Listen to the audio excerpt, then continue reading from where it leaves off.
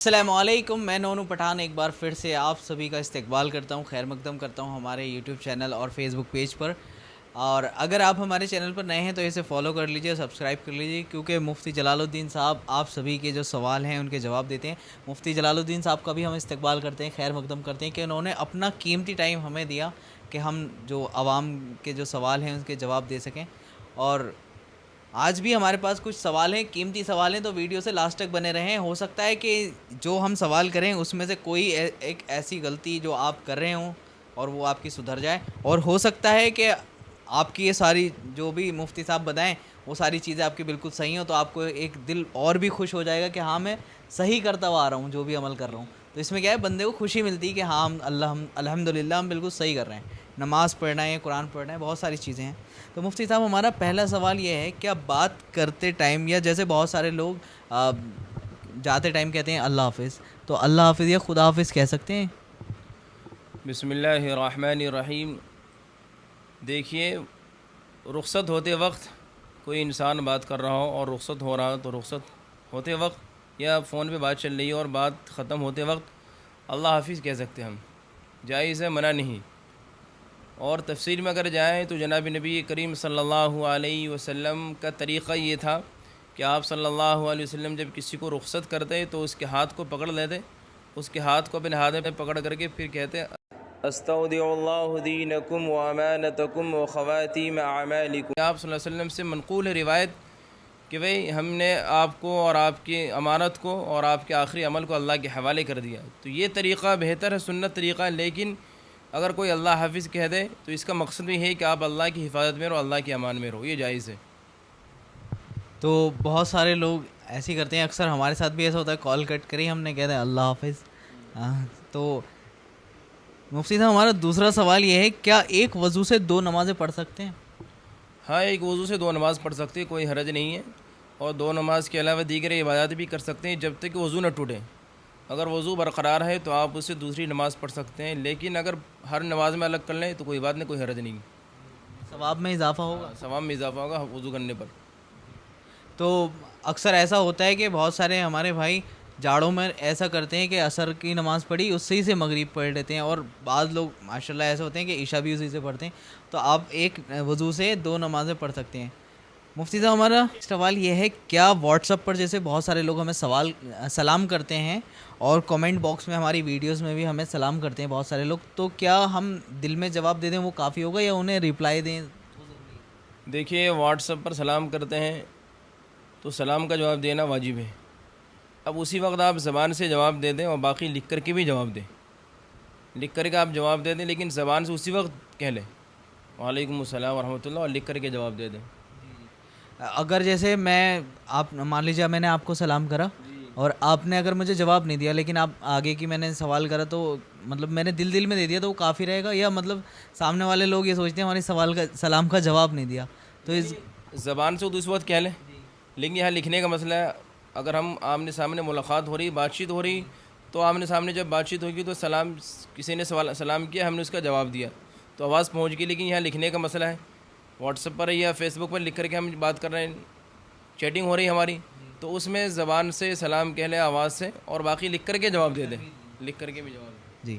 تو ہم الحمدللہ ایسا کرتے ہی ہیں کہ ریپلائی میں سلام کا جواب دیتے ہیں، اور باقی اگر کسی کا سلام ہم پڑھ نہیں پاتے ہیں تو بھائی اس کا جواب نہیں دے پاتے. اور بعض دفعہ ایسا ہوتا ہے بزی ہیں تو دل میں ضرور دے دیتے ہیں. مفتی صاحب ہمارا اگلا سوال یہ ہے، کیا کھانا کھاتے ٹائم اگر کوئی بندہ بسم اللہ پڑھنا بھول جائے، اس کو بیچ میں یاد آیا کہ ارے بسم اللہ پڑھنا تو بھول گیا، تو پھر کیا وہ بیچ میں بسم اللہ پڑھ لے یا کوئی دوسری دعا پڑھنی پڑے گی؟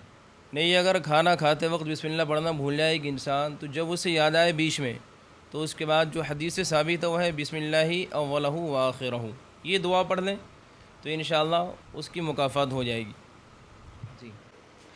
مفتی صاحب ہمارا اگلا سوال یہ ہے، کیا اگر ہم کسی بھی مسجد میں جائیں، جیسے ہم کسی دوسرے محلے کی مسجد میں جاتے ہیں اور پہلی بار گئے، یا ویسے بھی نارملی دن میں ہم جاتے ہیں، تو تحیۃ المسجد جیسے ہم پڑھتے ہیں 2 رکعت، تو وہ پڑھنی ضروری ہے؟ دیکھیے، تحیۃ المسجد جب مسجد میں داخل ہوئے انسان تو 2 رکعت تحیۃ المسجد کی نماز پڑھے، نفل نماز ہے، اور جناب نبی کریم صلی اللہ علیہ وسلم سے ثابت ہے اور آپ نے حکم بھی دیا ہے. لیکن اگر وقت مکروہ وقت ہو، جیسے آپ عصر کے بعد گئے یا آپ طلوع آفتاب کے وقت گئے یا زوال کے وقت تو اس وقت نہ پڑھیں، لیکن اگر مکروہ وقت نہ ہو تو آپ تحیۃ المسجد 2 رکعت ضرور پڑھیں۔ جی اچھا مفتی صاحب، ہمارا اگلا سوال یہ ہے، کیا رات کو جھاڑو لگا سکتے ہیں؟ ہاں، رات میں جھاڑو لگانے میں کوئی حرج نہیں ہے، شرعی اعتبار سے کوئی منع نہیں ہے۔ یہ لوگوں کے ذہن میں باتیں ہیں کہ رات میں جھاڑو لگانے سے رزق کے اندر تنگی آتی ہے، بہت ساری باتیں اس سلسلے میں معاشرے میں رائج، بالخصوص عورتوں کے ذہن میں بہت ساری باتیں ہیں کہ رات میں ہم نے جھاڑو لگایا تو گھر کے اندر سے برکت اٹھ جائے گی، بے برکتی ہوگی۔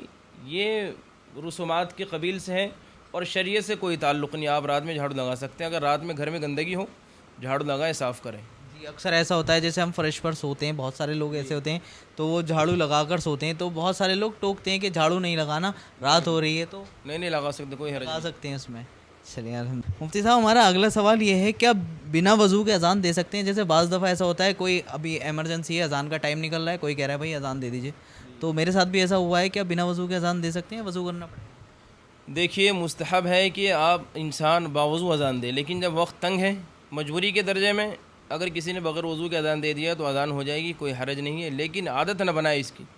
بہت سے لوگ جو لوگ اذان دیتے ہیں، مؤذن حضرات، وہ اس چیز کی عادت نہ بنا لیں کہ جب بھی دل چاہے بغیر وضو کے اذان دے دیں، یہ سنت کے خلاف ہے۔ مستحب عمل یہ ہے کہ آپ جب بھی اذان دیں وضو کر کے اذان دیں۔ جی جزاک اللہ خیر۔ تو آپ بنا وضو کے اذان دینے سے بچیں، لیکن اگر آپ دے رہے ہیں تو دے سکتے ہیں اس میں، دے رہے ہیں تو دے سکتے ہیں اور اذان ہو جائے گی، ورنہ آپ زیادہ تر کوشش یہ کریں کہ بنا وضو کے اذان نہ دیں۔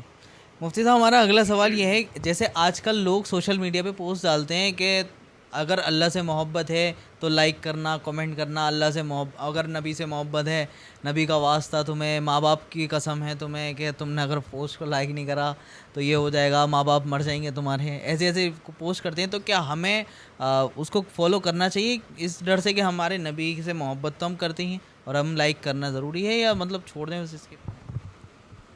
دیکھیے، شریعت میں ایسا کوئی حکم نہیں ہے کہ ہم کسی کے پوسٹ کو لائک کریں یا شیئر کریں، اور نہیں کیا تو ہمارے ماں باپ مر جائیں، یا اللہ سے محبت کا واسطہ یا نبی سے محبت کا واسطہ۔ زندگی اور موت کا مالک اللہ تبارک و تعالیٰ، نفع نقصان بھی اللہ تبارک و تعالیٰ کے ذمہ ہی ہے، وہی سب کچھ کرنے پر قادر۔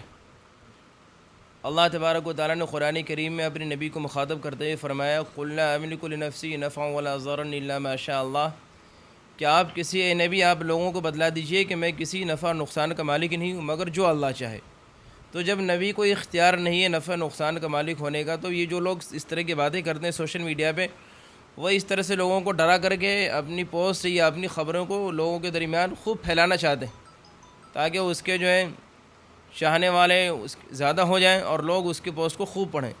تو ان کا یہ طریقہ غلط ہے۔ اگر آپ کو پھیلانا ہی ہے، اگر آپ کو لوگوں تک بات پہنچانی ہی ہے اپنی بات، تو اور بھی طریقے اختیار کریں۔ یہ کیا نبی کا واسطہ، اللہ کا واسطہ، یہ طریقہ غلط ہے اور کسی انسان کو اس طرح نہیں کہنا چاہیے۔ ہم اگر نہیں کریں گے ان کے لائک تو ہمیں مطلب کوئی اثر نہیں ہوگا، کوئی فرق نہیں پڑ رہا، کوئی فرق نہیں پڑا، ہمیں چھوڑ دینا چاہیے۔ جی۔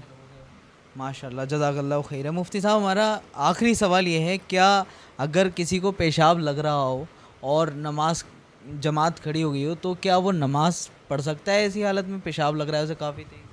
دیکھیے، اگر پیشاب شدید پیشاب لگ رہا، تقاضا بہت زوردار ہے اور جماعت کھڑی ہو گئی ہے، تو انسان پہلے پیشاب کرے، پہلے پیشاب کر لے، پیشاب سے فارغ ہو کر کے انسان نماز پڑھے۔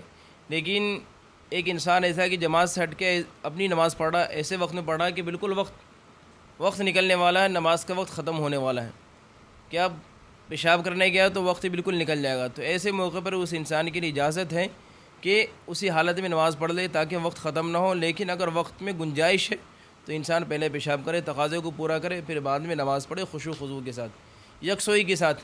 اور نماز کے سلسلے میں فقہاء کرام نے یہاں تک لکھا ہے کہ اگر پیشاب لگ رہا ہو یا نماز کے دوران زوردار پیشاب آ جائے، ایک انسان جماعت میں شریک ہے اور بہت زوردار تقاضا آ جائے پیشاب کا یا پخانہ کا اور جماعت میں شریک ہے، تو نیت توڑ کر کے پیچھے سے آ کر کے اس تقاضے کو پورا کر لیں۔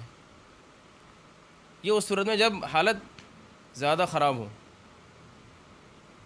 اوور کنٹرول ہو جائے، تو اس حالت میں نماز پڑھو۔ جزاک اللہ خیر۔ تو آج کے سوال ہمارے مکمل ہوئے اور انشاءاللہ پھر ملیں گے آپ سے نئے سوالوں کے ساتھ۔ تب تک کے لیے آپ اپنا دھیان رکھیں اور نمازوں کی پابندی کریں۔ السلام علیکم ورحمۃ اللہ۔